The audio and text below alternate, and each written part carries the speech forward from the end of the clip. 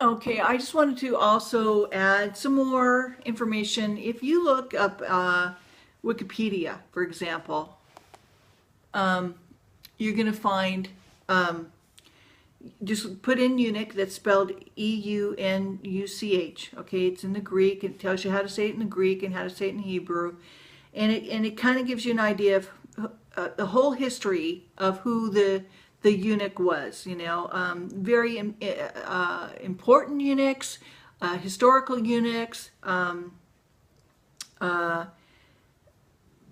and just the whole eschatology of eunuchs by region and history and so forth. You have eunuchs by region and epoch: ancient Middle East, ancient Greece, Rome, Byzantium, China, the Shang dynasty, Qin dynasty, Han dynasty, Ming dynasty, conquest dynasties, Khitan Liao dynasty, the Manchu Qing dynasty, Korea, Vietnam, Lai dynasty, Tran dynasty, fourth Chinese domination of Vietnam, Ming dynasty, Thailand, Burma, Ottoman Empire, Coptic involvement, Indian subcontinent, eunuchs in India, Hindu sultanates before the Mongols, the Hijra of South Asia. I think the Hijra is also called the same in India. Eunuchs in the Bible, non-castrated eunuchs, castrated singers, eunuchs in contemporary world, in popular culture, films, books, notable eunuchs, and so forth. And so,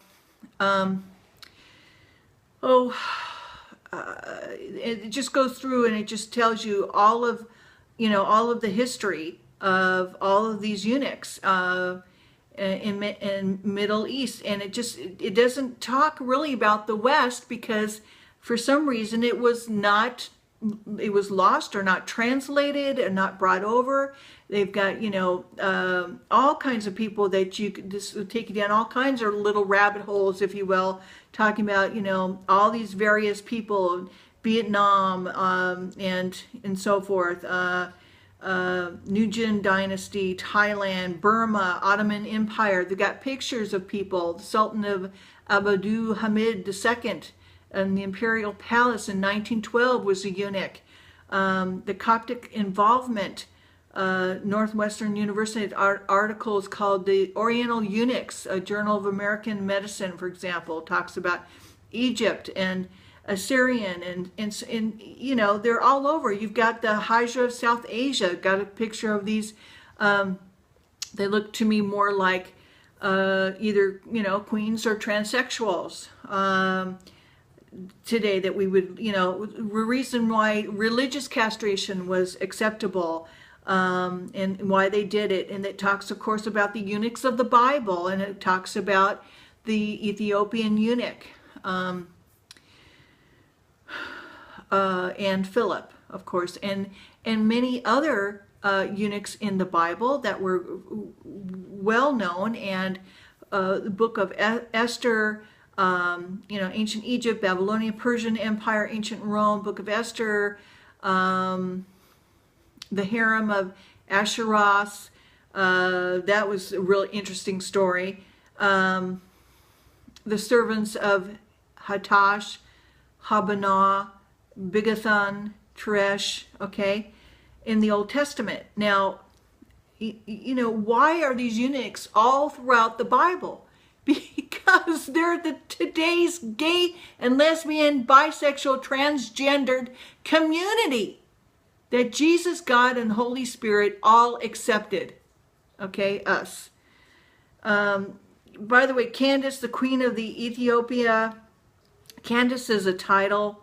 I'm sure I've mentioned that many times before. Acts 8:27 through 39 is the right verse. 27. I said 24 earlier. It's 27.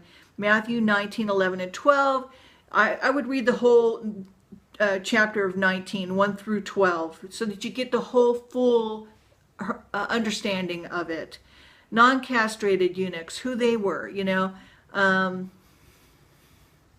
the Roman laws at the time, what people thought of they actually associated them as being homosexual. Now, am I saying that okay, to have the homosexual lifestyle as, say, a heterosexual person. It's okay that you're married, but you can go out and have sex with anyone that you want. No, I'm not saying that. I'm not saying that having sex willy-nilly with anyone is the right thing. Okay? When God is talking about in the Ten Commandments, thou shalt not covet thy neighbor's wife. That means because she's married, all right? It doesn't mean that you can't lust after a pretty woman, all right? That you can go, whoo, gosh, she's pretty. I can look, but I can't touch, all right? It doesn't mean that, is that a slippery slope? Yeah, but you're not sinning, okay? You are not sinning. If you look at a pretty girl or you look at a handsome man, that's not sinning. Okay, if they're married and you lust after them and you want them for your own, that's a sin. I'm not even a minister. I didn't go to seminary. This is the Holy Spirit working in me and telling me what is what, because I prayed about it. Did I fast? No, because I don't know how to fast. All right, have I been praying about it? I've been suffering with this for over 52 years. Yes, I've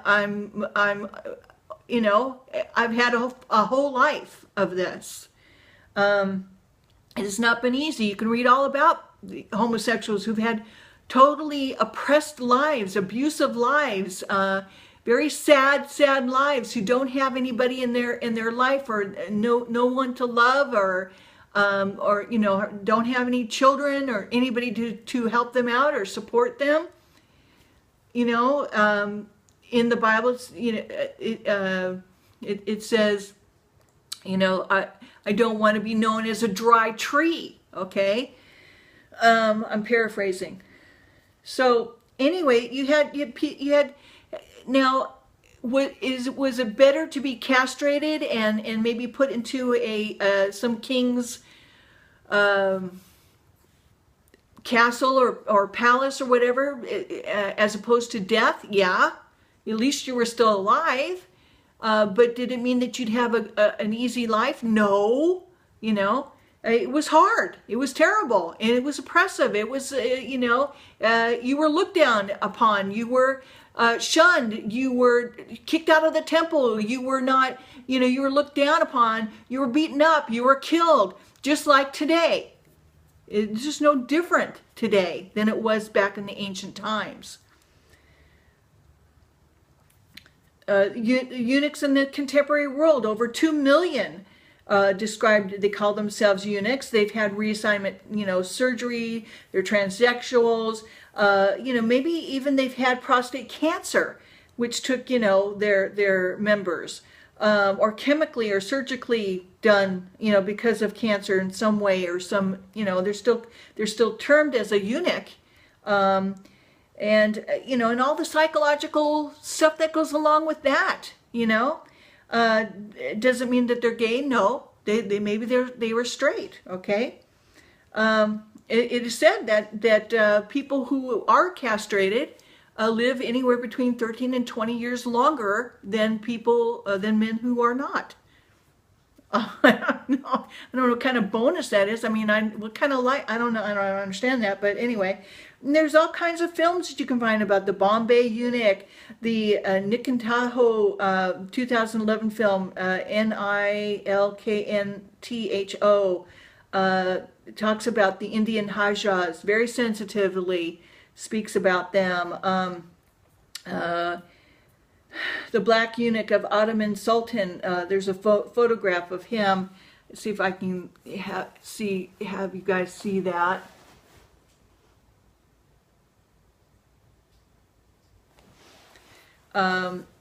There's all kinds of films, about that. Books, even The Last Eunuch, 1988 Chinese biographical film, directed by Zhang Ziliang, Zhiliang,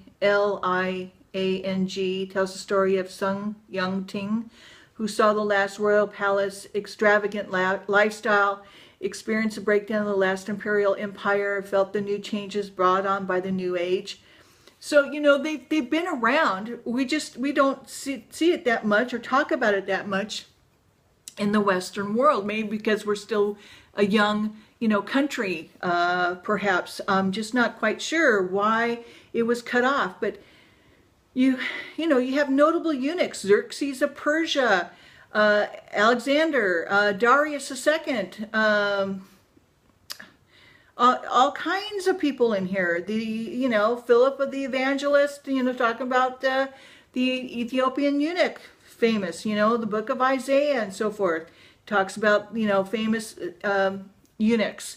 And on and on and on it goes here. Different dynasties and so forth. Mostly a lot of Asian and Eastern, you know, names in here. And so forth. But you can just Wikipedia this kind of thing.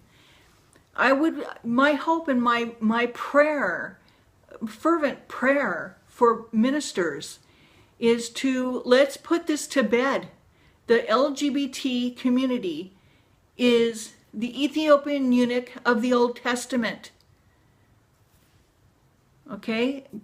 That you know, we don't know if he was castrated or if he was naturally born. We don't know that. But Jesus knew, okay? He lived it. He was there. He saw.